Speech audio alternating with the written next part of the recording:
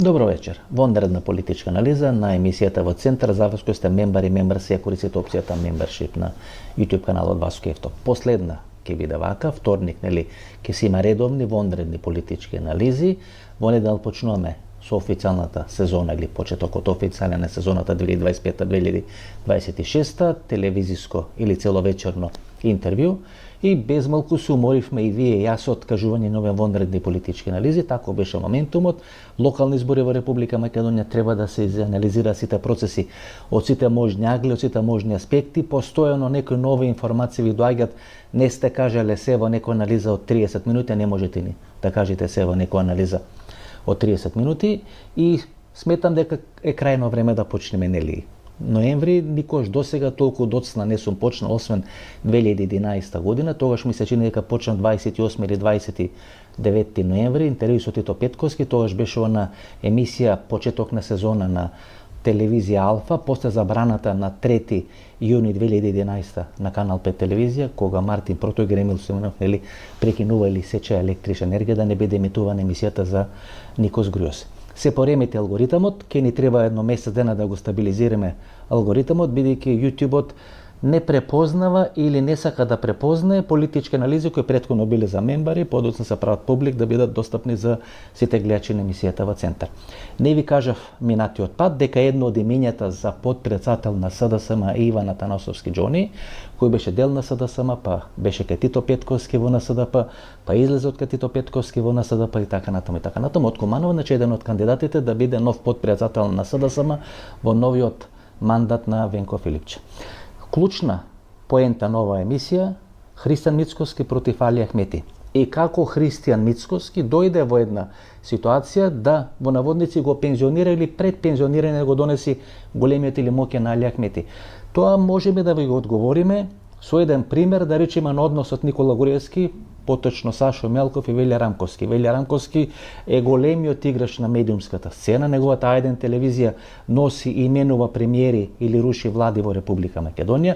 Во наводници го оценува Бранко Церенковски, во наводници го оценува Владо Бучковски, во наводници го оценува Олјупчо Ѓорѓевски, во наводници го оценува Хари Костов, се до оној момент кога доаѓа Сашо Мелков. Знаете, имате рок на траење, во еден момент кога рокот на траење ќе ви истече, ќе ви се најде некој Сашо Мелков или ќе се најде некој Христијан Мицкоски, кој ќе добие домашна задача да го пензионират или да го донесат пред пензионирање Али Ахмети. Тоа е суштината на нашата вечерашна политичка анализа. Што е проблемот на секој политичар? Или што е проблемот на секој политичар кој долго трае, се промовира во наводници во татко на нацијата, од него зависи се, тој е командант, тој е политичар, тој ги креира работите, тој ги влечи конците од позадина, не може ни една влада да биде формирана без него. И таков тип на политичар во основа или без малку секогаш ја промашува можноста да се повлечи кога е најсилен или кога има победено. Али Ахмети ја пропушти таа можност да се повлече кога Република Македонија стана членка на НАТО алијансата или на НАТО сојузот. Тоа ќе беше спектакуларно или свечено повлекување на Али Ахмети. Очекуваше дека Македонија ќе ги почни преговорите со Европска унија, да го следи или да го репризира моделот на Еди Рама, и како Македонија, како членка на Европската унија, да биде основа за пензионирање на Али Ахмети, да избери свој наследник и да има одредена политичка оставштина. 3 фази или 3 клучни поенти се врзува за името на Али Ахмети. Дека тоа е некоја современа верзија, нели, албанска верзија на Јосип Броз Тито, дека учествувал во војната 2001 година, излегува во наводници како победник од војната 2001 година, прави политичка партија, доаѓа на власт и таа политичка партија всушност ја контролира власта без разлика дали на ВМРО ДПМН, без разлика дали на СДС. Меѓутоа и кај Јосип Броз Тито, првите николци на одредени политички кризи почнува 20 и неколку години после во наводници победата во Втората светска војна. Исто кај Али Ахмети, првите николци на криза почнува 20 на години после 2001 година, значи 2021 година, конфликтите со Зоран Заев, го преживува Зоран Заев, Димитар Ковачевски доминантен е и сега со Христијан Мицкоски. Значи имаше 3 фрази кои се користе и се лепеа за името на Али Ахмети. Дека не е можна влада во Република Македонија да биде формирана без Али Ахмети, дека секогаш Али Ахмети располага со инструментариум, со помош на меѓународната заедница да ја контролира, да ја смени било која политичка ситуација, да направи притисок, дополнителна пресија во било која влада, да може да ги прифати неговите барања или да биде составен дел на таа влада и дека Али Ахмети не ги пушта низ вода своите луѓе. Стои секогаш сврто за своите луѓе и тие се сигурни, нели, ако се сигурни, тогаш му веруваат, ако му веруваат, тогаш можат во наводници да гинат до последната капка крв за него. Сите три фрази се пуштени сега низ вода. Формирана е влада без Али Ахмети и без Дуи. Али Ахмети и Дуи се спречени кога беа оние протести пред Уставниот суд и кога Артем Груби е ставен на американската црна листа, се спречени протести во наводници за насилно менување на составот на владата, правење предвремени избори и формирање влада помеѓу ВМРО ДПМН Христијан Мицкоски и Дуи и Али Ахмети и на овие локални избори всушност своите најблиски соработници ги пушти низ вода. Сега се лансира приказната, нели, која треба да биде замена за овие три фрази, дека Али Ахмети е толку мудар, толку итар, толку паметен и дека овој моментум, овој период всушност го искористил да се ослободи од сите луѓе кои му се непотребен товар, не знам, Бојар Османи, Артем Груби и така натаму и така исчистен ќе биде многу поприфатлив за било која влада која ќе се формира во Република Македонија. Ајде да анализираме што точно тоа може да се случи и што е суштината на конфликтот Христијан Мицкоски Али Ахмети. За да можете да ја разберете последната фаза во која сега влегуваме.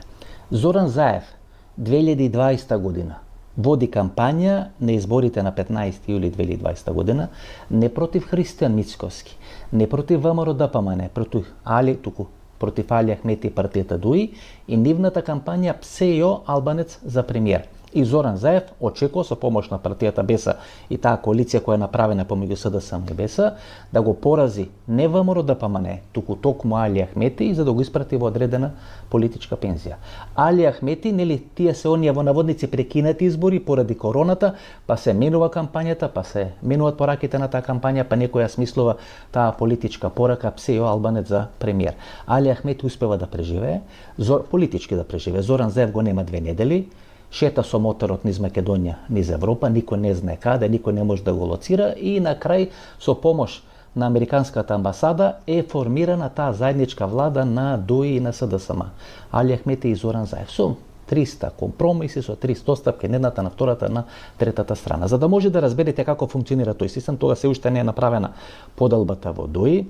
Зоран Заев е еднакво суизет Меджити, Миле Зечевич или цела таа некоја структура е еднакво на Али Ахмети. Значи има поделеност натре во структурите на СДСМ.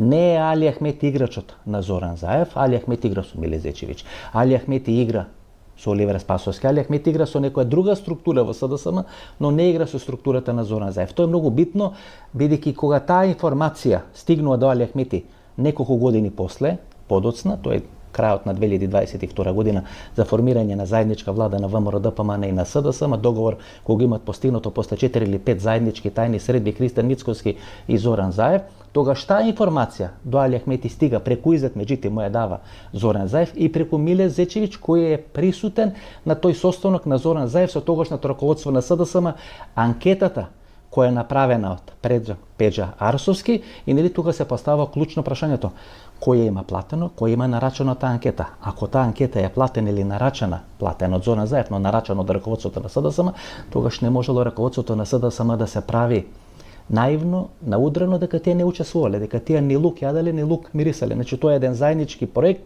на тогашното раководство на СДСМ на Зоран Заев за дисциплинирање и пуштање низ вода на Али Ахмети. Ја прима информацијата Али Ахмети, тогаш е она Бадник, средба Бадник Ручек 2023 година во Струмица, каде што присуства Зоран Заев, каде што присуства Артем Груби и каде што присуства Оливер Спасовски. Направен е некаков компромис, купен е кислород, таа влада на СДСМ и на Дуи да трае до пролета 2024 година, кога на изборите на мај 2024 година беше катастрофално поразена. Што сакам да кажа? Дека процесот на трошење на Али Ахмети не почнува, завршува со Христијан Мицкоски, го почнува Зоран Заев, едва и се спасува есента ноември 2020 година, кога сите очекуваат заедно со Хашим Тачи и дел на старата екипа на УЧК и тој да заврши на топал оброк 3 пати на ден во Хашкиот трибунал, меѓутоа бидејќи има одредени работи во Македонија кои се уште не биле завршени и било потребно присуство на Али Ахмети на чело на партијата Дуи, тој остана во Република Македонија. Се обиде да ја реформира Дуи, зелената агенда да ја наметни како политичко кредо, мото на функционирањето на ДОИ, каква била друга агенда, бидејќи од планините се симнати во Република Македонија, мора да биде некоја зелена агенда, нема да биде жолта агенда, бидејќи тие не дошле на власт копајки или орајки ниви, туку борејќи се во планините. Во таква една констелација беше само прашање на време кога Христијан Мицковски ќе добие истата задача која имаше и неуспешно ја реализираше Зоран Заев. Кој им ја дава таа задача? Па меѓународната заедница. Во оној момент кога меѓународната заедница гледа дека Зоран Заев не може политички да го порази Али Ахмети, а тој се обиде тоа да го направи на изборите 2017 година со платформата Едно општество за сите, бидејќи платформата или парадигмата Едно општество за сите всушност беше порака за пораз на Али Ахмети и неговата поделба на Македонија помеѓу Никола Груевски, ВМРО-ДПМН и ДОИ Али Ахмети, кога Зоран Заев не успеа во два обиди тоа да го направи 2017 и 2020 година, тогаш редот дојде на Христијан Мицковски.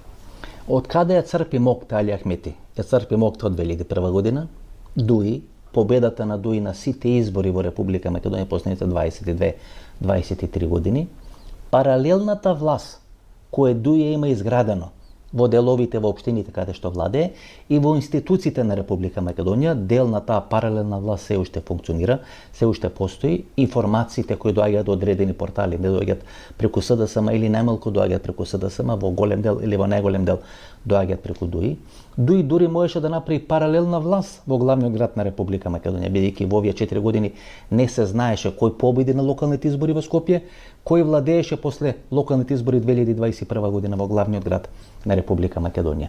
И под број 2, односно под број 3, тоа е поддршката на меѓународната заедница, бидејќи сите влади, сите политичари се менува, а некаде после 2001-2002 година ние влеговме во еден процес на брзо менување на политичките структури. Лјупчо Ѓорѓиевски, па Бранко Цренковски, па Владо Бучковски, па Хари Костов, па Радмила Шекерински, остана континуитет Никола Груевски. Во оној момент кога меѓународната заедница влезе во конфликт со Никола Груевски, тогаш мораше, сака, нејке да игра на картата на ДОИ на Али Ахмети. Иако до крај тоа братство и единство помеѓу Никола Груевски и Али Ахмети беше и константно, беше и функционално и беше користено од страна на истата таа меѓународната заедница. Велат меѓународните структури во Република Македонија дека на сите средби кои ги имале со Али Ахмети, без разлика дали се во 4 очи, без разлика дали се групни средби, без разлика дали се средби кај Стево Пендаровски на кои присуствуваат и тогашните први луѓе на СДСМ и на владата на Република Македонија, разговорите почнувале и завршувале со хвалоспеви на Али Ахмети за Никола Груевски. Како била добра нивната соработка, колку била добра нивната соработка, како успешно функционирање, до на крајот, нели, како и Никола Груевски со помош на Али Ахмети и со премолчено климнување со главата на меѓународната заедница ја напушти Република Македонија. Кога е почнат процесот на враќање на Никола Груевски или можноста за враќање на Никола Груевски назад во Република Македонија, тогаш главната или клучна улога има Али Ахмети. На тие средби кај Стево Пендаровски, на средби со меѓународна заедница, Али Ахмети самиот се фалел дека тој е жерантот и гарантот на враќање на Никола Груевски назад во Република Македонија. Бојар Османи една или две средби, Артем Груби, Миле Зечевич имале средби во Будимпешта со Никола Груевски. На тие средби се разговарало за враќање на Никола Груевски во Република Македонија и спроведување на уставните измени или реализирање на уставните измени тука во Република Македонија. Барањето или ставот на Никола Груевски бил дека тој не може да оформи одредена група во структурите на ВМРО-ДПМН, ако 1000 километри оддалечен од Република Македонија и се наоѓа на топал гулаш 3 пати на ден во Република Унгарија, дека е неопходно да се врати назад во Република Македонија и од внатре од Република Македонија да работи на одреден процес на поделба на ВМРО-ДПМН на два дела. Дел под контрола на Христијан Мицковски, дел под контрола на Никола Груевски. Ставот на меѓународната заедница дека на невидено не може да го вратат назад Никола Груевски, туку мора да испрати одреден потек, да даде одреден сигнал дека е подготвен да влезе во конфликт со Христијан Мицковски. И тогаш, ако се сеќавате, имаше неколку статуси на Facebook од страна Никола Груевски со кој тој критички настапува кон политиката на Христијан Мицковски. Не се случи реализација на тоа сценарио, иако главен гарант и жирант дека Никола Груевски ќе биде дел на тој процес беше Али Ахмети, поради блокадата на враќањето на Никола Груевски, амнестијата и така натаму во Врховниот суд на Република Македонија, каде што судиите под контрола на Зоран Заев го блокира целиот тој процес. Од кога е блокиран целиот тој процес, од кога меѓународната заедница гледа дека Али Ахмети со Никола Груевски не може да го завршат тоа што сами го имате ветено или сами го имат потврдено, тогаш почнува да се игра на картата на Христијан Мицкоски. И Христијан Мицкоски, преку пензионирање на Али Ахмети, всушност ја намалува моќта на Никола Груевски на политичката сцена во Република Македонија. Новија локални избори, вчера нели кажавме 6 или 7 политички судбини всушност биле ставени на послужавник новија локални избори во Република Македонија, една политичка, односно не лидерска судбина, тоа е судбината на Никола Груевски, драматично е намалена вредноста на Никола Груевски после победата на Христијан Мицкоски. Победа со 140.000 гласови или 130.000 гласови помалку во споредба со минатата година, меѓутоа при една ваква фрагментација на политичката сцена во Република Македонија, Христијан Мицкоски успеа да преживее, да купи барем 4 години и на чело на ВМРО-ДПМН и на чело на македонската влада. И сега ќе видиме какво е на таква констелација таа меѓународна заедница, која очигледно му дава карт бланш на Христијан Мицкоски да расчисти со Али Ахмети, бидејќи Али Ахмети очигледно ја има потрошено или ја има злоупотребено својата употребна вредност, дојде моментум, како што Велја Рамковски беше пуштен низ вода, така да биде пуштен и Али Ахмети. Се сеќавате на оние фотографии или на оние илустрации од учебниците кои сме ги учели, од кои сме учеле тамо некаде пред 30, пред 40 години, како се прикажуваше Република Македонија, како одредено јагне тука на Балканскиот полуостров, а околу нас крволочни волци, тоа се нашите соседи. И дека ние сме јаболко на раздорот тука на Балканскиот полуостров. Значи 4 проблеми или 4 ситуации имало во изминатите 30 или 40 години, две од нив биле брзо решени. Дека Грција е противник на Република Македонија и тоа беше вештачки креиран проблем од страна на хеленската демократија, односно Република Грција, бидејќи ние кои сме од Егејска Македонија постојано сме трпеле одредени критики дека ние сме причина за заладување или заострување на односите помеѓу Република Македонија и хеленската демократија. Во оној момент кога Зоран Заев го направи тој неумешен компромис со името Република Северна Македонија, завршија или во еден голем дел бе издишени тензите помеѓу македонскиот и грчкиот народ. Помеѓу македонскиот и српскиот народ имаше одредени тензи кои траја тамо некаде до 1999-2001 година, иако Република Србија прави се Македонија да биде составен дел на тој така наречен српски свет, па имаше одредени упливи 99 година, па ние се плашевме за одредено гранатирање или бомбардирање, бидејќи македонската територија се користеше за НАТО интервенцијата на тогашна СР Југославија. Па 2001 година овие УЧК структури доаѓаат од протекторатот на меѓународната заедница и дел од протекторатските структури кои се на територијата на Јужна Србија, Косово, Медвеđа, Бојановиќ и така натаму. И тоа се реши, бидејќи помеѓу македонскиот и српскиот народ последните 70-80 години немало отворени прашања. Во моментот 1996 година Република Македонија и тогашната СР Југославија меѓусебно се признаваат, тој е договорот на Милутиновиќ и Љубомир Фрчковски, се расчистени сите тие прашања. Атентатот на Кирил Глигоров го затвара процесот на правење на Србославија. Србославија ја заменува таа кованица српски свет. И на бранот на југоносталгијата тие сакаат всушност да го промовира српски свет тука во Република Македонија. Но ниту Србија и српското прашање, ниту Грција и грчкото прашање не биле емотивни прашања кои го тангират македонското јавно мислење. Двете убедливо најемотивни прашања кои го тангират македонското јавно мислење е бугарското и албанското прашање. Односно, политички структури под контрола на УДБА Скопје, под контрола на КОС, под контрола на Белград и така натаму, се правени и се захефтувани во основа на две прашања: борба против албанскиот иредентизам и борба против бугарскиот врховизам. Тогаш на удар беа овие албански радикални партии, беше структурата на ВМРО-ДПМН, која се доживуваше се до појавата на Никола Груевски како пробугарска структура, Љупчо Ѓорѓиевски, Драган Богдановски и така натаму. Што сакам да кажам? Имате две прашања преку кои можете да ја сензидирате македонската јавност, тоа е албанското, тоа е бугарското прашање. Вие не можете во исто време да се борите и против албанското и против бугарското прашање во Република Македонија. Ајде сетете се, Зоран Заев го менува името ги регулира односите со Грција, се појава Тома Фила токму во емисијата во центар кај што вели не е грчкото прашање, грчкиот проблем клучен за македонскиот народ, за македонскиот ентитет, за Република Македонија. Бугарското прашање е идентитетско и најтешко за решавање.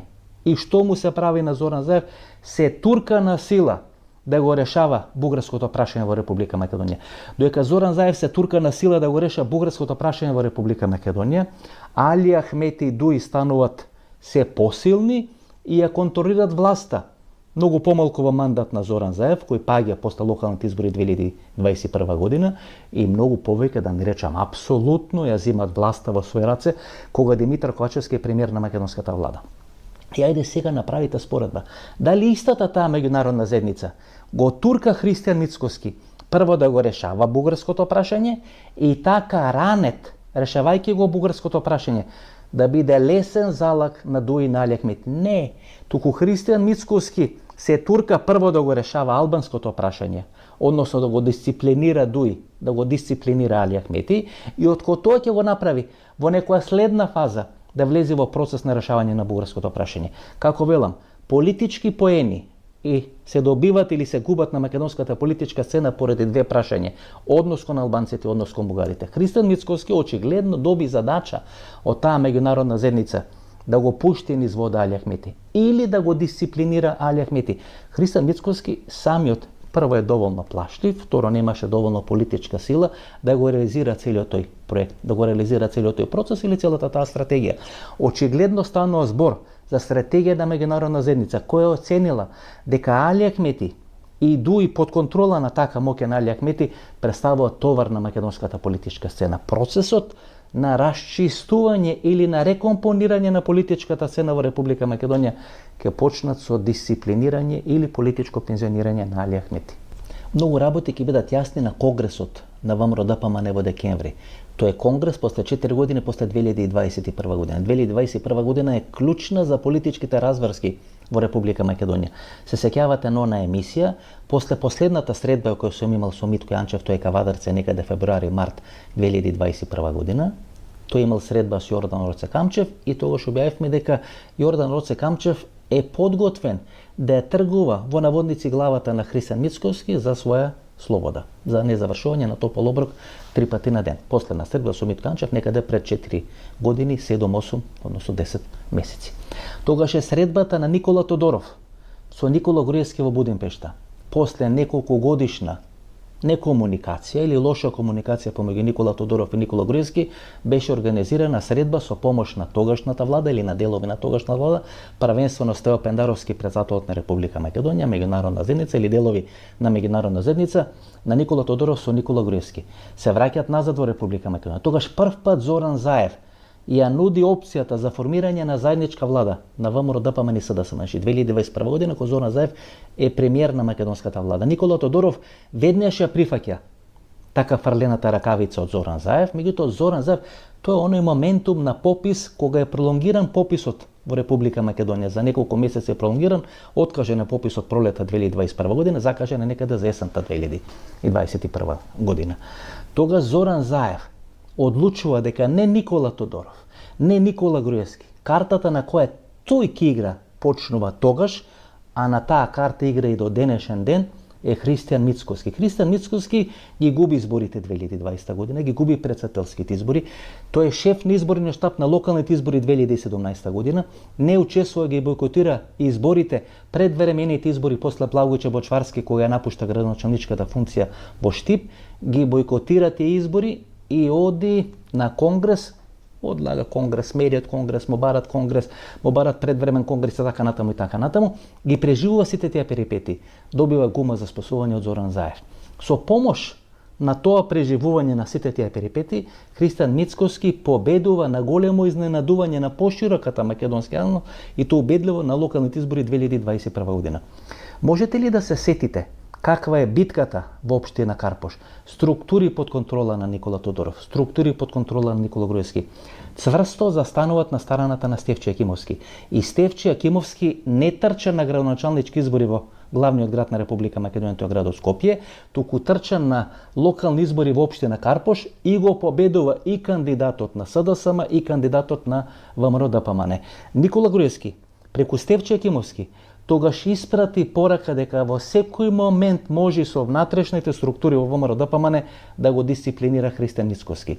Компромисот кој Мицкоски го прави на Конгресот и по Конгресот 2017 и на Конгресот и по Конгресот 2021 година, ќе видиме како ќе биде завршена Конгресот 2025 година. После ваква победа на локалните избори, за очекување дека Мицкоски ќе добие зелен картон или карт бланш, која веќе има расчистено со Али Ахмети, да видиме каков ќе биде неговиот однос кон Никола Груевски. Тоа се два процеси кај двете политички партии. Уште 2017-2018 година почнува да правам анализи, емисии, кај што велам дека ВМРО-ДПМН мора да спроведи процес на дегруевизација. Тие упорно не спроведува процес на дегруевизација, фингира, правеа вештачка дегруевизација, така натаму и така натаму, сега ќе мора да направат суштинска дегруевизација. Во СДСМ треба да се спроведи процес на дезаевизација. Гледате, во еден временски период, оската Али Ахмети, Никола Груевски испадна послаба од оската Зоран Заев и Христијан Мицкоски. Зошто одбран од страна на странците Христијан Мицкоски? Бидејќи е проценето дека не може да забега, дека не може да влезе во тие антички филмови како Никола Груевски. Ако вие видите што прави ВМРО-ДПМН во мандат на Христијан Мицкоски, не што говори, туку што прави.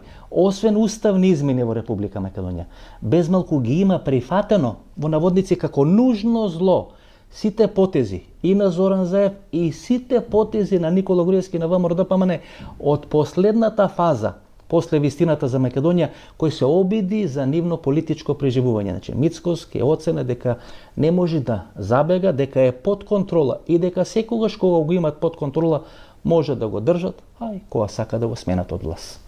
Што ќе се случува сега? Па гледате, ако Никола Груевски се намалува неговата улога, па дури го пушта низ вода Стефче Екимовски, бидејќи конфликтот со Стефче Екимовски не го почнува Сотир Лукровски и не го почнува Кафетин Коалицијата и Христијан Мицкоски, го почнува Александар Николовски, кој секогаш важел како најлојален или многу лојален соработник на Никола Груевски.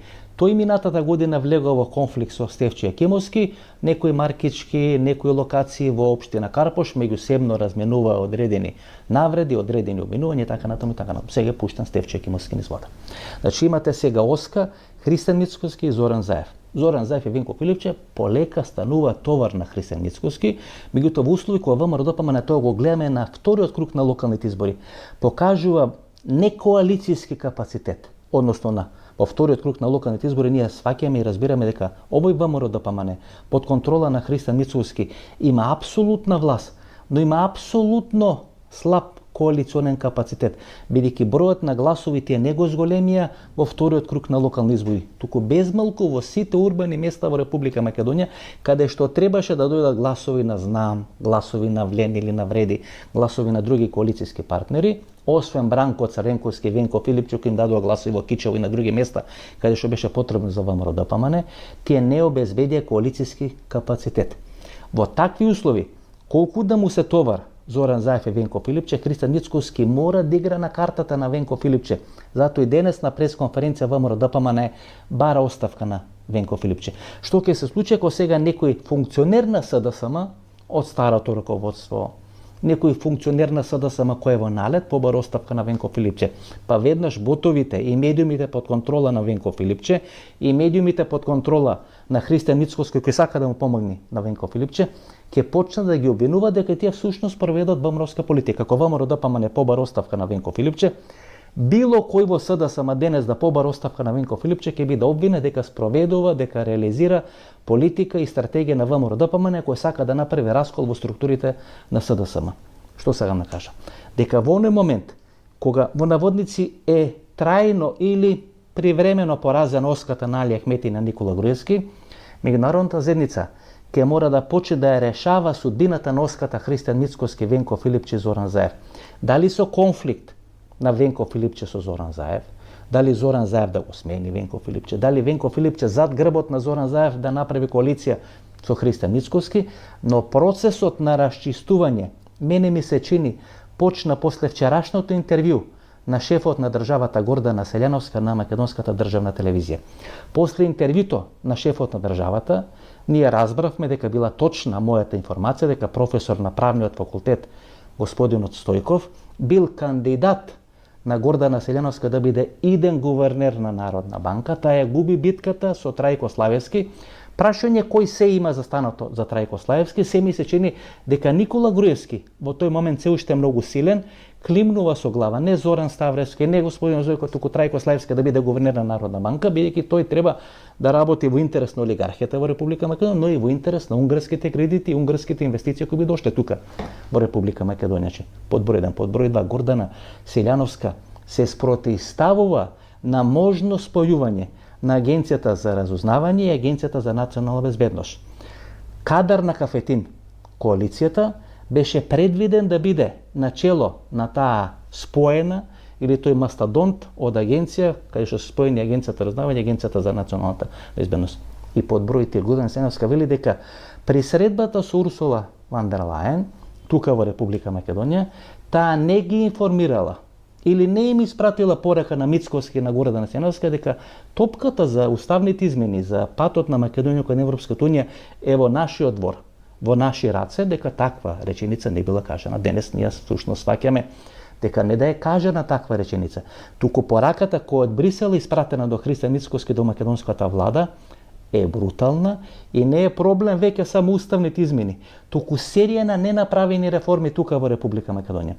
Така што клопкото кое мислевме дека е склопено, дека завршува со елиминација или политичко пензионирање или политичко дисциплинирање на Али Ахмети и бетонирање на некоја коалиција на Зоран Заев, Винко Филипче со Христијан Мицковски, тоа ќе биде втората фаза на политички разврски во Република Македонија. Кој тоа ќе го прави? Па мислам некаков политички субјект кој би требал да биде македонска верзија на Сириза или на Синас Пизмос. Дали тоа ќе биде Амар Миценовиќ, дали тоа ќе биде овој Николај Елена Чаушеску испратени по Алиекспрес, тоа ќе одлучи меѓународната заедница. Кога вие ќе влезете во процес со меѓународната заедница, да се пазарите, да се договарате, да водите антиестаблишментска политика, бидејќи рушењето во наводници на Мицковски ќе биде преку протести. Може ли овој СДСМ со Винко Филипче да прави протести? Па апсолутно не. Тие се конструктивна опозиција.